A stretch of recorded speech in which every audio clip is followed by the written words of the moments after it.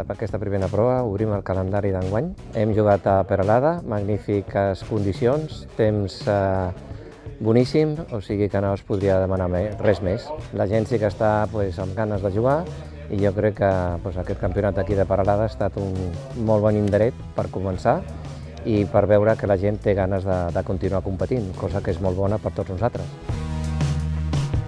Doncs ahir vam fer una volta molt bona, vam jugar molt bé, ens van entrar quasi tots els pads, molts pocs errors i hi ha molta garra jugant.